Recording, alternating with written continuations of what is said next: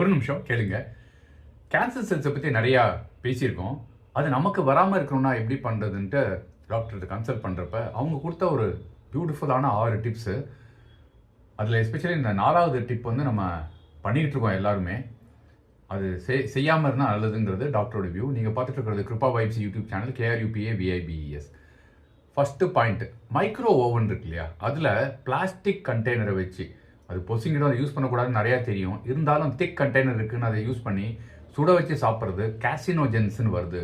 அது கேன்சரை ஜாஸ்திப்படுத்தும், நமக்கு அதை யூஸ் பண்ணக்கூடாது அப்படின்னு சொல்கிறாங்க. 2வது பாயிண்ட் அவங்க சொன்னது வந்து இறைச்சிகள் இருக்கு இல்லையா, அதை வந்து நல்லா டீப் ஃப்ரை பண்ணிவிட்டு அந்த கருப்பாக ஆனதுக்கப்புறம் கொஞ்சம் கிறிஸ்பியாக ஆனதுக்கப்புறம் அதை எடுத்து சாப்பிட்றாங்கல்ல, அதுவுமே வந்து உடலுக்கு நல்லது இல்லை, அதை எடுத்துக்கக்கூடாது அப்படின்னு சொல்லிட்டு டாக்டர் சொல்கிறாங்க. டீப் ஃப்ரைடு அது எடுத்துக்காதீங்க அப்படின்ட்டு. 3வது பாயிண்ட்டு, டியோட்ரண்ட் அலுமினியமில் வருது இல்லை, அதை நம்ம அடிக்கடி யூஸ் பண்ணுறதுனால அது பிரெஸ்ட் கேன்சர் வரத்துக்கான ஸ்கோப் ஜாஸ்தியாக இருக்குது. அதை வந்து டைரெக்டாக பாடியில் அப்ளை பண்ணுறதை அவாய்ட் பண்ணுங்க அப்படிங்கிறதும் டாக்டரோட ரெக்கமெண்டேஷன். 4வது பாயிண்ட், முதல்ல சொன்ன மாதிரி நம்ம அடிக்கடி பண்ணிட்டு இருக்கிற ஒரு விஷயம், மொபைல் ஃபோன்ஸை தலைமாட்டில் வச்சுக்கிறது, இல்லாட்டி தலகாணி கீழே வச்சுக்கிறது.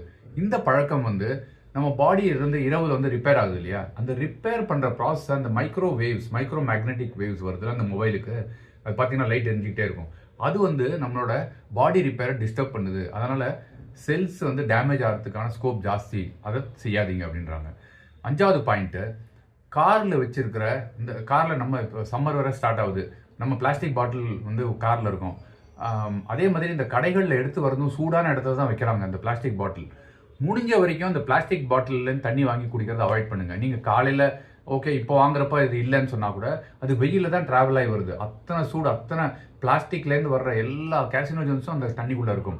அதை நம்ம சாப்பிட்றதுனால அது கேன்சர் செல்ஸை வலுப்படுத்துமே தவிர, அதனால் நீங்கள் ஒரு பாட்டில், காப்பர் பாட்டில் இல்லாட்டி நல்ல பாட்டில் ஒன்று வாங்கிக்கோங்க. அதில் நீங்கள் தண்ணியை யூஸ் பண்ண ஆரம்பிங்க. வெளியில் போகிறப்பயுமே அதை யூஸ் பண்ணுங்கள். காரில் எஸ்பெஷலி சூடான காரில் இருக்கிற பிளாஸ்டிக் தண்ணி எடுத்து குடிக்காதீங்க, அந்த தண்ணியை கொட்டிடுங்க.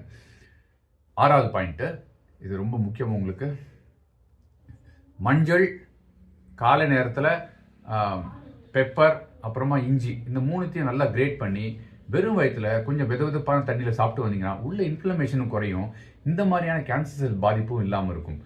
சர்க்கரைங்க, அதில் தான் கேன்சர் செல் ஃபீட் ஆகுது, அதையும் குறைங்க. நமக்கு வந்து இந்த உபவாசம்னு ஒரு கான்செப்ட் இருக்குது, ஏகாதசின்னு சொல்கிறாங்க. பௌர்ணமிக்கு அமாவாசைக்கு 3 நாளைக்கு முன்னாடி, அன்றைக்கி தான் டைஜஷன் குறைவாக இருக்கும்ன்ட்டு, டைஜஸ்டிவ் பவர்.